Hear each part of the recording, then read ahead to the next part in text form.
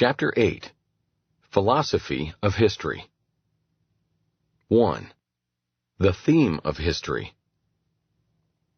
History deals with human action, that is, the actions performed by individuals and groups of individuals. It describes the conditions under which people lived and the way they reacted to these conditions. Its subject are human judgments of value and the ends men aimed at, guided by these judgments. The means men resorted to in order to attain the end sought, and the outcome of their actions. History deals with man's conscious reaction to the state of his environment, both the natural environment and the social environment as determined by the actions of preceding generations as well as by those of his contemporaries. Every individual is born into a definite social and natural milieu. An individual is not simply man in general, whom history can regard in the abstract. An individual is at any instant of his life the product of all the experiences to which his ancestors were exposed, plus those to which he himself has so far been exposed. An actual man lives as a member of his family, his race, his people, and his age, as a citizen of his country, as a member of a definite social group, as a practitioner of a certain vocation. He is imbued with definite religious, philosophical, metaphysical, and political ideas, which he sometimes enlarges or modifies by his own thinking. His actions are guided by ideologies that he has acquired through his environment. However, these ideologies are not immutable. They are products of the human mind, and they change when new thoughts are added to the old stock of ideas or are substituted for discarded ideas. In searching for the origin of new ideas, history cannot go beyond establishing that they were produced by a man's thinking. The ultimate data of history, beyond which no historical research can go, are human ideas and actions. The historian can trace ideas back to other previously developed ideas. He can describe the environmental conditions to which actions were designed to react, but he can never say more about a new idea and a new mode of acting than that they originated at a definite point of space and time in the mind of a man and were accepted by other men. Attempts have been made to explain the birth of ideas out of natural factors. Ideas were described as the necessary product of the geographical environment, the physical structure of people's habitat. This doctrine manifestly contradicts the data available. Many ideas are the response elicited by the stimulus of a man's physical environment. But the content of these ideas is not determined by the environment. To the same physical environment, various individuals and groups of individuals respond in a different way. Others have tried to explain the diversity of ideas and actions by biological factors. The species man is subdivided into racial groups with distinctive hereditary biological traits. Historical experience does not preclude the assumption that the members of some racial groups are better gifted for conceiving sound ideas than those of other races. However, what is to be explained is why a man's ideas differ from those of people of the same race. Why do brothers differ from one another? It is moreover questionable whether cultural backwardness conclusively indicates a racial group's permanent inferiority. The evolutionary process that transformed the animal-like ancestors of man into modern men extended over many hundreds of thousands of years. Viewed in the perspective of this period, the fact that some races have not yet reached a cultural level other races passed several thousand years ago does not seem to matter very much. There are individuals whose physical and mental development proceeds more slowly than the average, who yet in later life far excel most normally developing persons. It is not impossible that the same phenomenon may occur with whole races. There is for history nothing beyond people's ideas and the ends they were aiming at, motivated by these ideas. If the historian refers to the meaning of a fact, he always refers either to the interpretation acting men gave to the situation in which they had to live and to act, and to the outcome of their ensuing actions, or to the interpretation which other people gave the result of these actions. The final causes to which history refers are always the ends individuals and groups of individuals are aiming at. History does not recognize in the course of events any other meaning and sense than those attributed to them by acting men, judging from the point of view of their own human concerns. 2. The theme of the philosophy of history. Philosophy of history looks upon mankind's history from a different point of view. It assumes that God or nature or some other superhuman entity providentially directs the course of events toward a definite goal different from the ends which acting men are aiming at. There is a meaning in the sequence of events which supersedes the intentions of men. The ways of providence are not those of mortal men. The short-sighted individual deludes himself in believing that he chooses and acts according to his own concerns. In fact, he unknowingly must act in such a way that finally the providential plan will be realized. The historical process has a definite purpose set by providence without any regard to the human will. It is a progress toward a preordained end. The task of the philosophy of history is to judge every phase of history from the point of view of this purpose. If the historian speaks of progress and retrogression, he refers to one of the ends men are consciously aiming at in their actions. In his terminology, progress means the attainment of a state of affairs which acting men considered or consider more satisfactory than preceding states.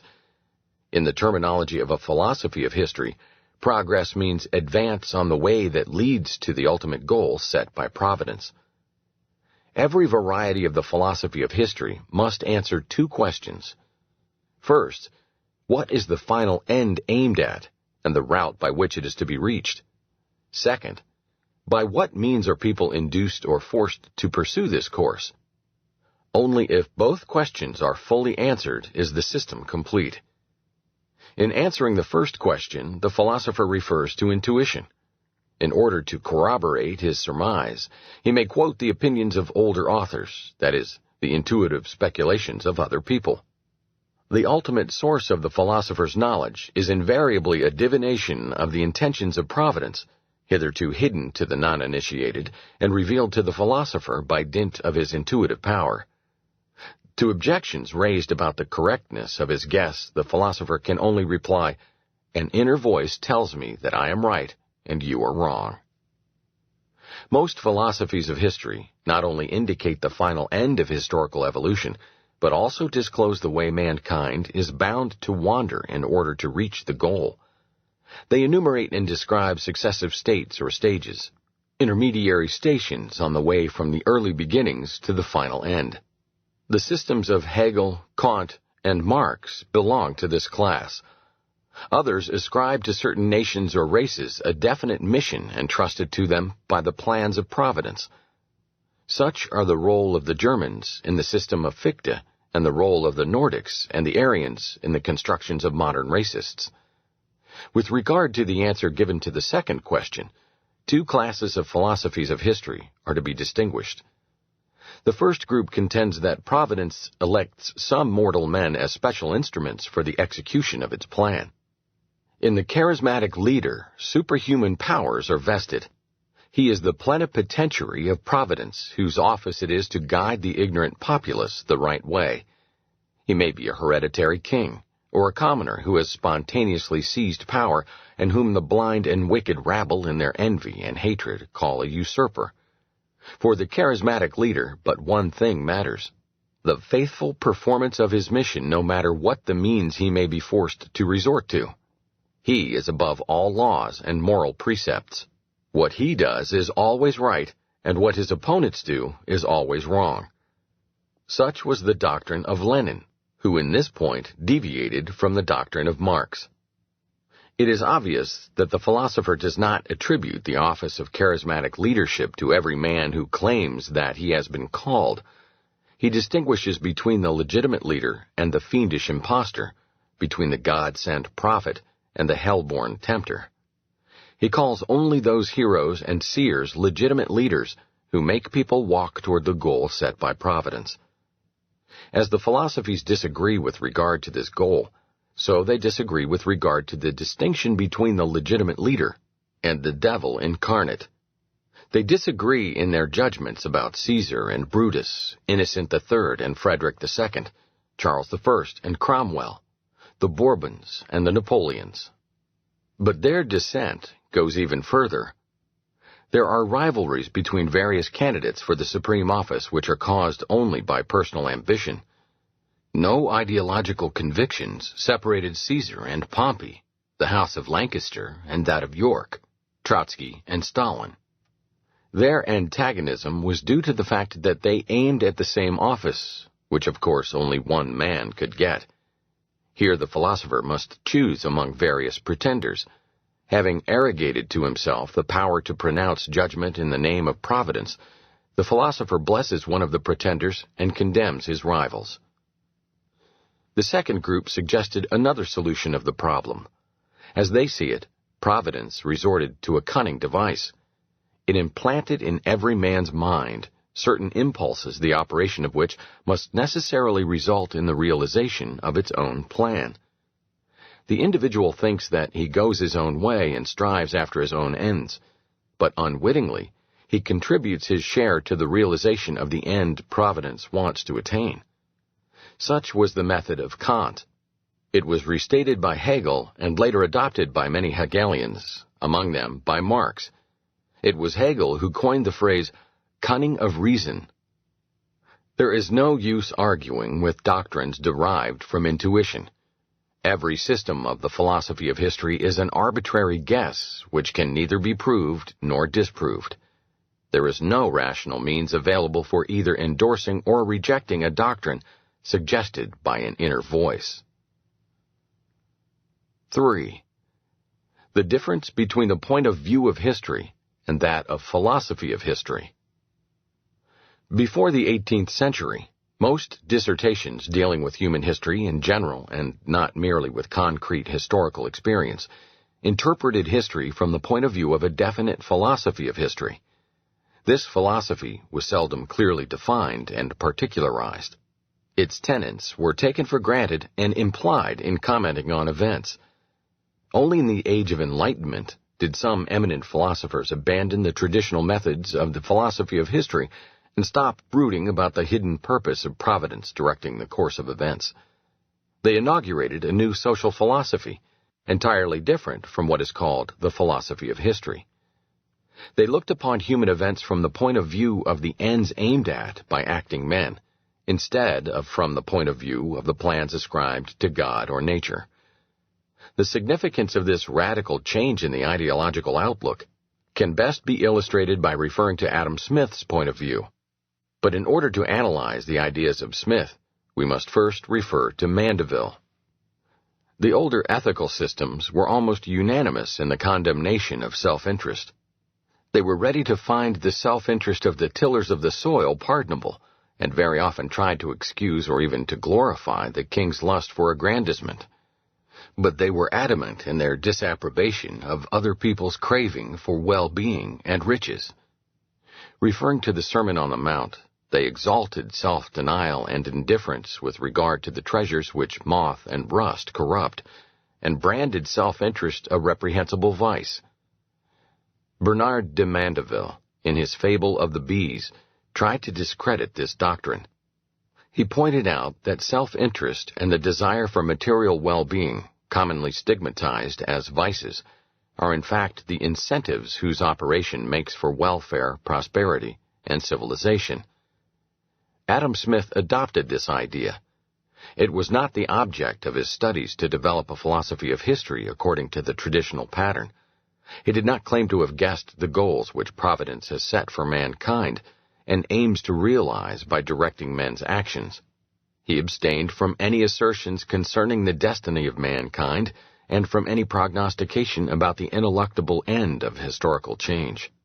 He merely wanted to determine and to analyze the factors that had been instrumental in man's progress from the straitened conditions of older ages to the more satisfactory conditions of his own age.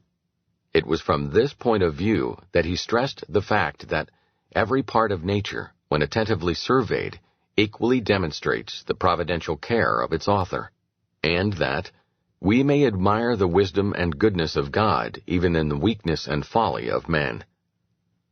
The rich, aiming at the gratification of their own vain and insatiable desires, are led by an invisible hand in such a way that they, without intending it, without knowing it, advance the interests of society and afford means for the multiplication of the species.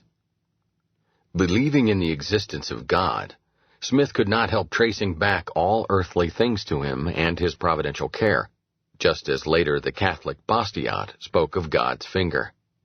But in referring in this way to God, neither of them intended to make any assertion about the ends God may want to realize in historical evolution. The ends they dealt with in their writings were those aimed at by acting men, not by providence. The pre-established harmony to which they alluded did not affect their epistemological principles and the methods of their reasoning. It was merely a means devised to reconcile the purely secular and mundane procedures they applied in their scientific efforts with their religious beliefs. They borrowed this expedient from pious astronomers, physicists, and biologists who had resorted to it without deviating in their research from the empirical methods of the natural sciences.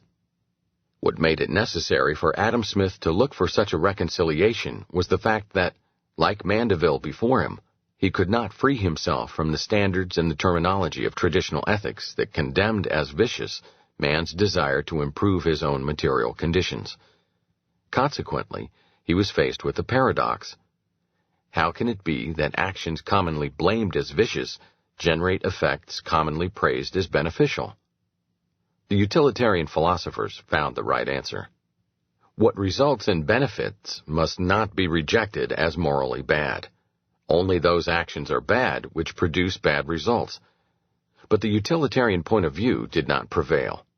Public opinion still clings to the pre-Mandevillian ideas.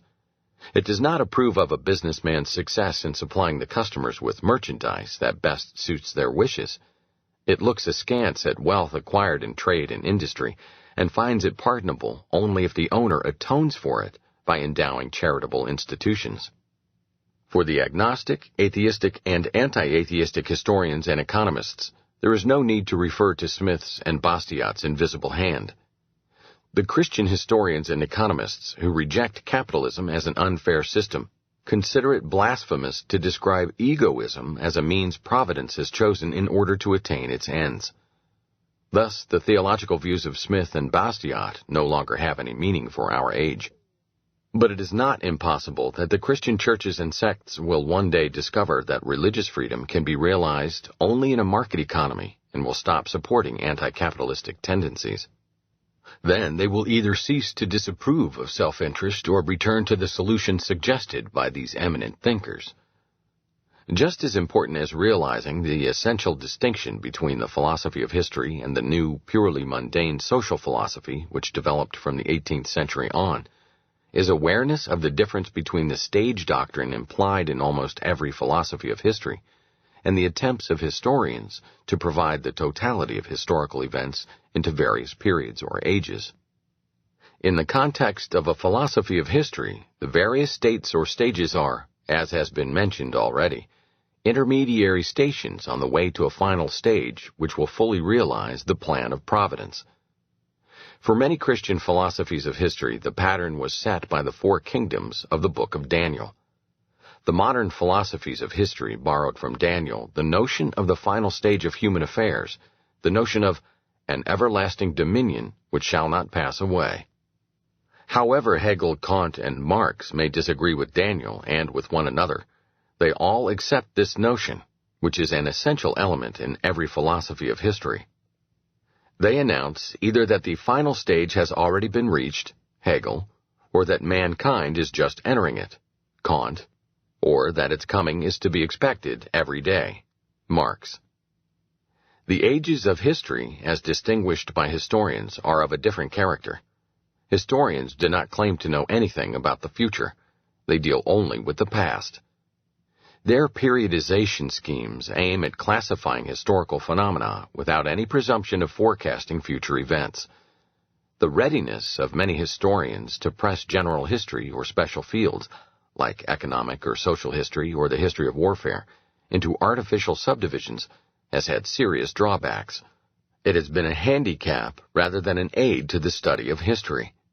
It was often prompted by political bias. Modern historians agree in paying little attention to such period schemes.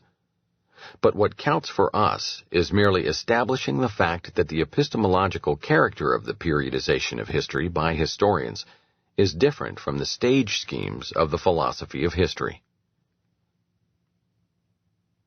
4. Philosophy of history and the idea of God. The three most popular pre-Darwinian philosophies of history of the 19th century, those of Hegel, Kant, and Marx, were adaptations of the Enlightenment's idea of progress, and this doctrine of human progress was an adaptation of the Christian philosophy of salvation.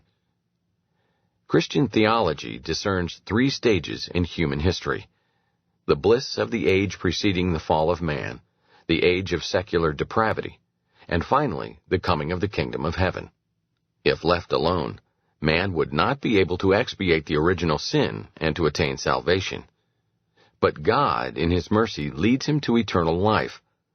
In spite of all the frustrations and adversities of man's temporal pilgrimage, there is hope for a blessed future. The Enlightenment altered this scheme in order to make it agree with its scientific outlook. God endowed man with reason that leads him on the road toward perfection. In the dark past, superstition and sinister machinations of tyrants and priests restrained the exercise of this most precious gift bestowed upon man. But at last, reason has burst its chains, and a new age has been inaugurated. Henceforth, every generation will surpass its predecessors in wisdom, virtue, and success in improving earthly conditions. Progress toward perfection will continue forever. Reason, now emancipated and put in its right place, will never again be relegated to the unseemly position the Dark Ages assigned to it. All reactionary ventures of obscurantists are doomed to failure. The trend toward progress is irresistible. Only in the doctrines of the economists did the notion of progress have a definite, unambiguous meaning. All men are striving after survival and after improvement of the material conditions of their existence. They want to live and to raise their standard of living. In employing the term progress, the economist abstains from expressing judgments of value. He appraises things from the point of view of acting men. He calls better or worse what appears as such in their eyes. Thus, capitalism means progress, since it brings about progressive improvement of the material conditions of a continually increasing population. It provides people with some satisfactions which they did not get before, and which gratify some of their aspirations. But to most of the 18th century champions of meliorism, this mean materialistic content of the economist's idea of progress was repulsive. They nurtured vague dreams of an earthly paradise. Their ideas about the conditions of man in this paradise were rather negative than affirmative. They pictured a state of affairs free of all those things which they found unsatisfactory in their environment. No tyrants, no oppression or persecution, no wars, no poverty, no crime. Liberty, equality, and fraternity. All men happy, peacefully united, and cooperating in brotherly love. As they assumed that nature is bountiful and all men were good and reasonable, they could see no cause for the existence of all that they branded evil, but inherent deficiencies in mankind's social and political organization. What was needed was a constitutional reform that would substitute good laws for bad laws. All who opposed this reform dictated by reason were considered hopelessly depraved individuals, enemies of the common weal, whom the good people were bound to annihilate physically. The main defect of this doctrine was its incomprehension of the liberal program as developed by the economists and put into effect by the harbingers of capitalistic private enterprise.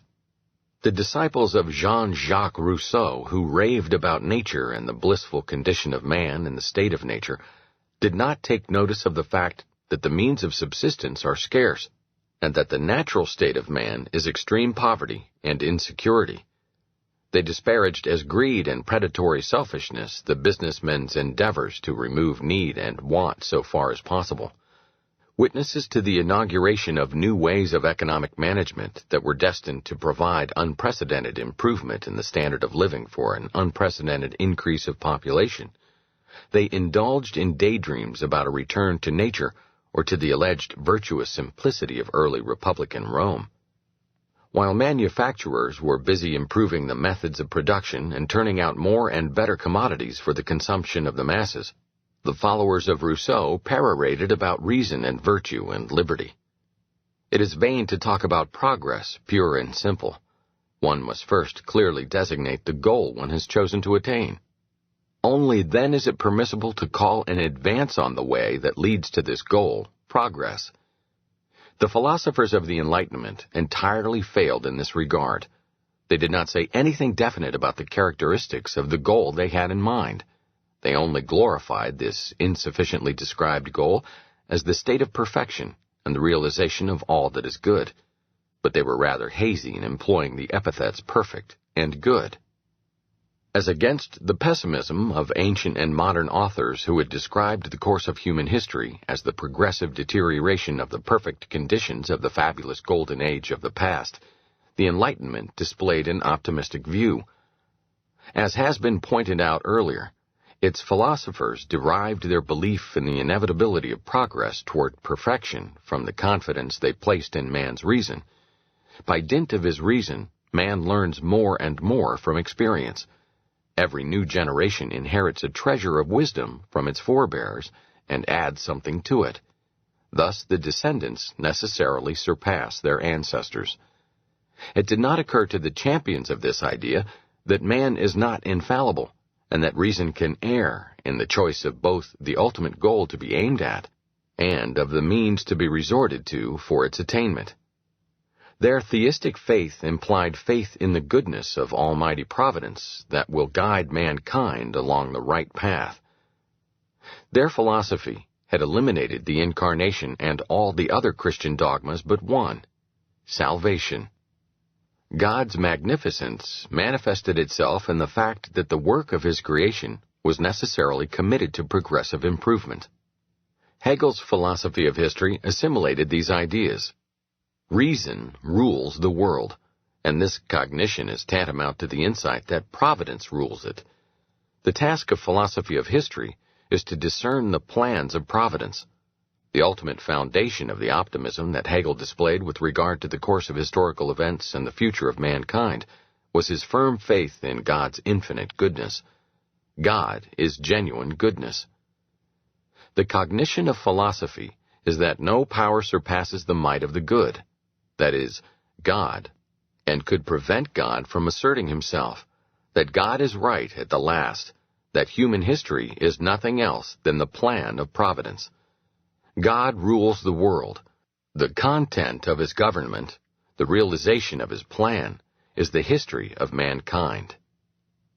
In the philosophy of Kant as well as that of Marx, there is no room left for God and his infinite goodness. In the system of Hegel, it made sense to speak of a necessary progress of mankind from less to more satisfactory conditions. God had decided that every later stage of human affairs should be a higher and better stage. No other decision could be expected from the Almighty and infinitely good Lord. But the atheists Kant and Marx should not have simply assumed that the march of time is necessarily a march toward ever better conditions and will eventually lead to a perfect state. It was up to them to prove that progress and improvements are inevitable and a relapse into unsatisfactory conditions impossible. But they never embarked upon such a demonstration.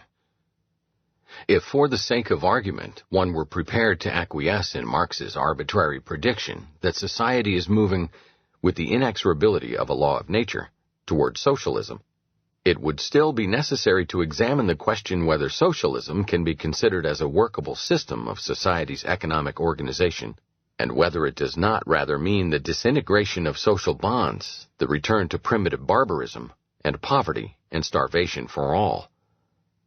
The purpose of Marx's philosophy of history was to silence the critical voices of the economists by pointing out that socialism was the next and final stage of the historical process, and therefore a higher and better stage than the preceding stages, that it was even the final state of human perfection, the ultimate goal of human history. But this conclusion was a non sequitur in the frame of a godless philosophy of history. The idea of an irresistible trend toward salvation and the establishment of a perfect state of everlasting bliss is an eminently theological idea.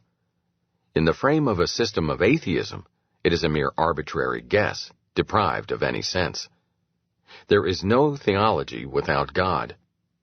An atheistic system of philosophy of history must not base its optimism upon confidence in the infinite goodness of God Almighty. 5. Activistic determinism and fatalistic determinism. Every philosophy of history is an instance of the popular idea, mentioned earlier, that all future events are recorded in advance in the great book of fate. A special dispensation has allowed the philosopher to read pages of this book and to reveal their content to the uninitiated. This brand of determinism inherent in a philosophy of history must be distinguished from the type of determinism that guides man's actions and search for knowledge. The latter type, we may call it activistic determinism, is the outgrowth of the insight that every change is the result of a cause and that there is a regularity in the concatenation of cause and effect.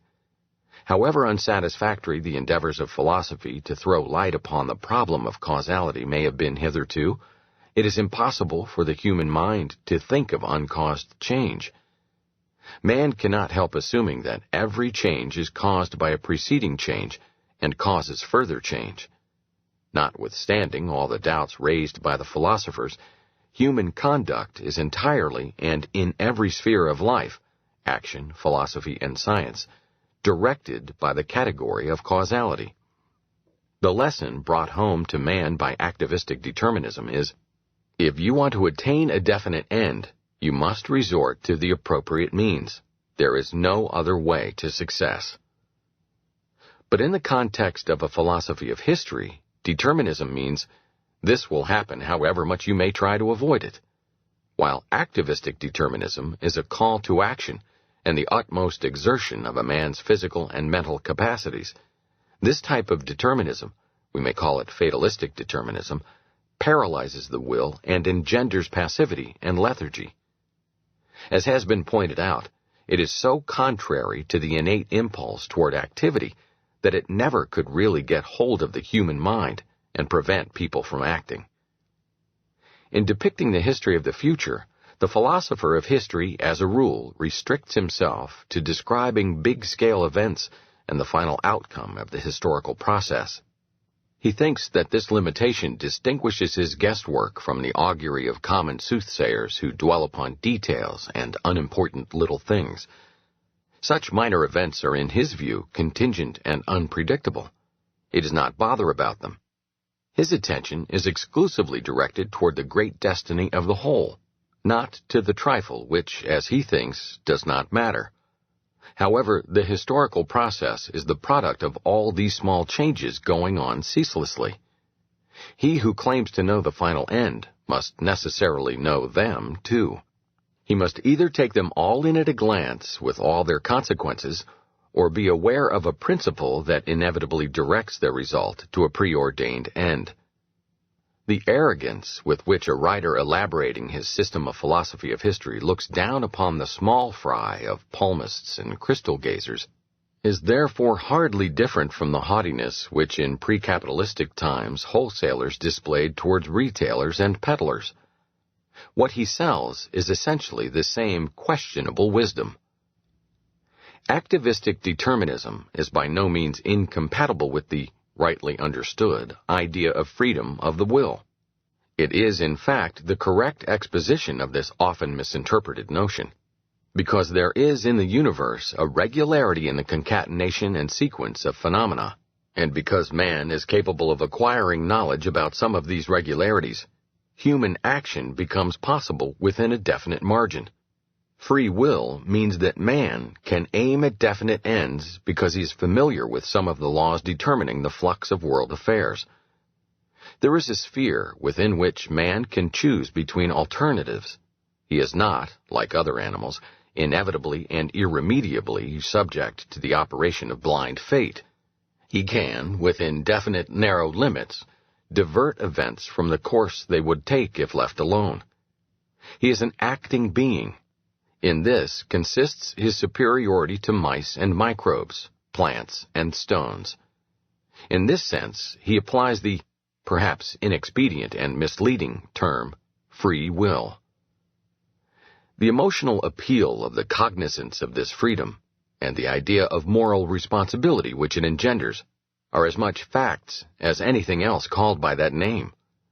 Comparing himself with all other beings, man sees his own dignity and superiority in his will. The will is unbendable and must not yield to any violence and oppression, because man is capable of choosing between life and death, and of preferring death if life can be preserved only at the price of submitting to unbearable conditions. Man alone can die for a cause. It was this that Dante had in mind. Che volanta se non vuol, non s'amorza. The will does not die if it does not will. One of the fundamental conditions of man's existence and action is the fact that he does not know what will happen in the future. The exponent of a philosophy of history, arrogating to himself the omniscience of God, claims that an inner voice has revealed to him knowledge of things to come.